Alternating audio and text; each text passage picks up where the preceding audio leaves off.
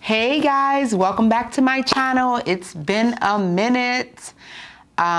We are talking about self-care today. So I want you all to like, subscribe, and hit that bell. Ding! If you like the information you hear and you want to know more about it, contact me on my website, epiclife.me. All right, let's get started. Self-care.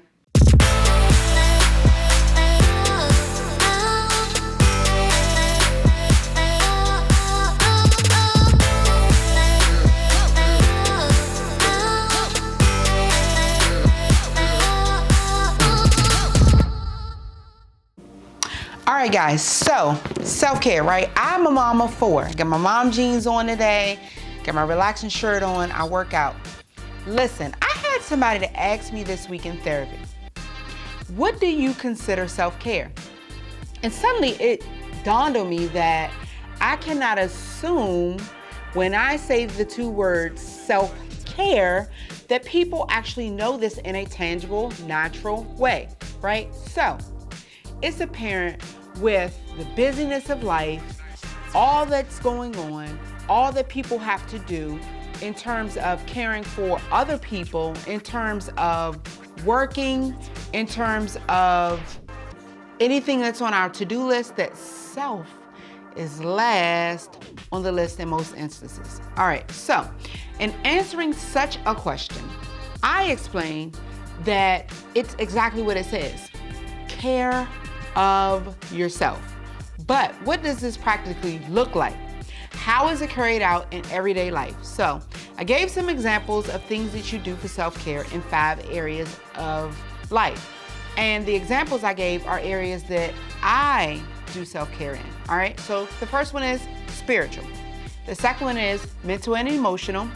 The third one is physical. The fourth one is social health.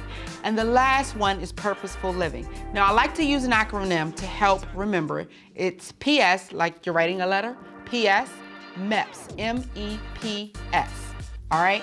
If an individual is leaving out one or more of these areas of self-care, then they are not efficient and effective as possible in life.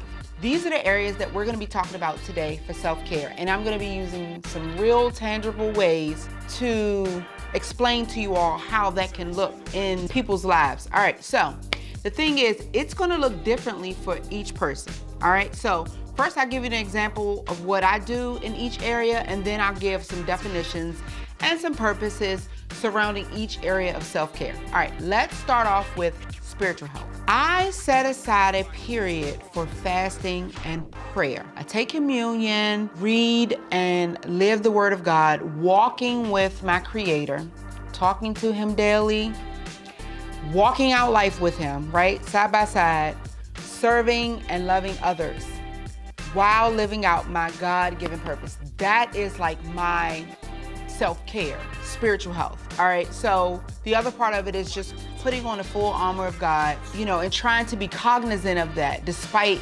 anything that happens externally to me. And then trying to live in a place of obedience, gratitude, servitude constantly.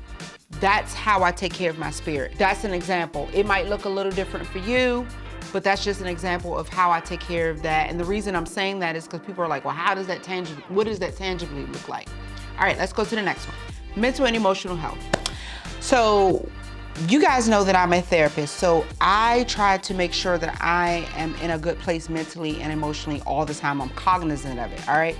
For my mental health, I focus on increasing my endorphins and my dopamine. All right, the endorphins are the things that give you energy, right? It tells your brain that you have energy. The dopamine is things that make you happy, things you look forward to. So I try to reduce my stress, doing things that are gonna kind of give me a boost. All right, so another thing, laughter and fun is a dosage for elevating my serotonin. My husband is funny, I like to laugh at him. I try to joke with the kids, all right? But when I am overwhelmed, I give myself permission to cry and let it out. So constantly paying attention to my thoughts and trying to shut down ones that are negative, training my brain to be happy and content instead of dwelling on the negatives, all right? It just happened to me earlier. And I was like, self-care. And then I was like, this got to go. All right, so those are things that I do for self-care in realms of mental and emotional health. Also, being content and not dwelling on negatives, rejecting lies, embracing truth, sitting still, and resting are a couple of other things I do. And sometimes sitting in silence too, because the Lord has shown me over time, He speaks through the silence between our thoughts. So just, taking time for myself to make sure that my brain is healthy and my emotions are healthy. All right, physical health.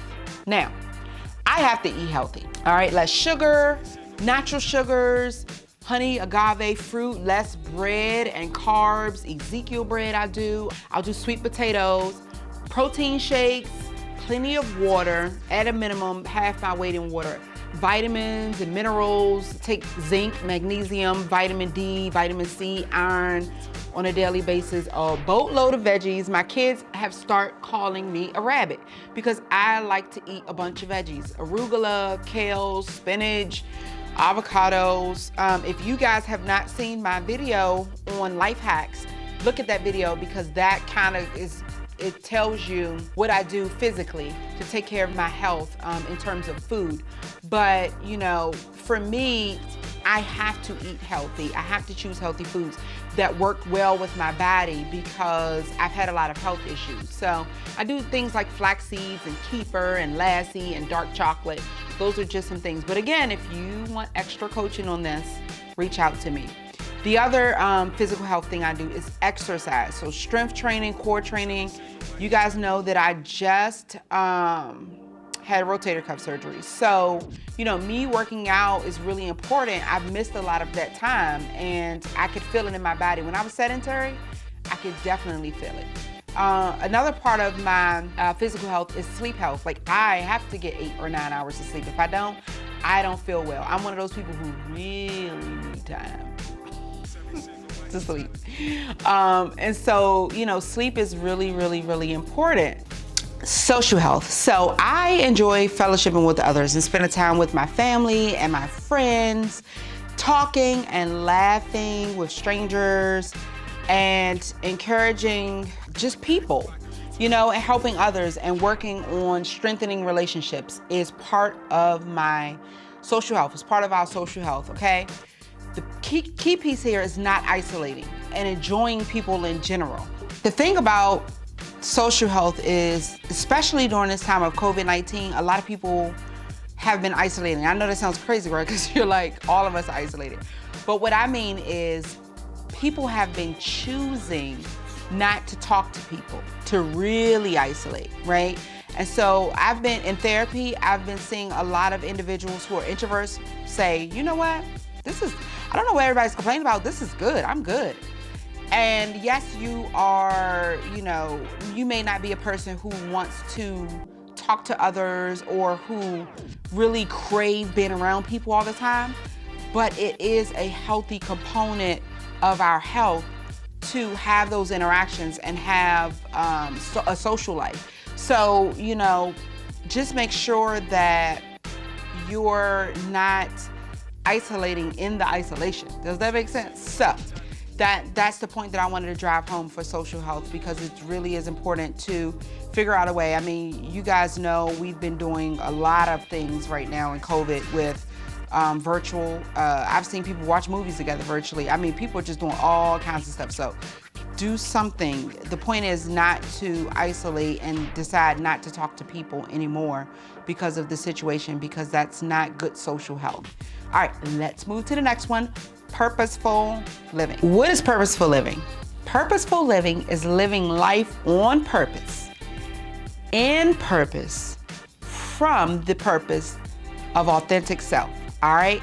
So with that said, the way that I take care of purposeful living in my life is utilizing my God-given talents and abilities to give back and pour out. So life coaching, therapy, writing, publishing, all of those things are gifts for me and that was given to me by God, and I use those. That's my purpose.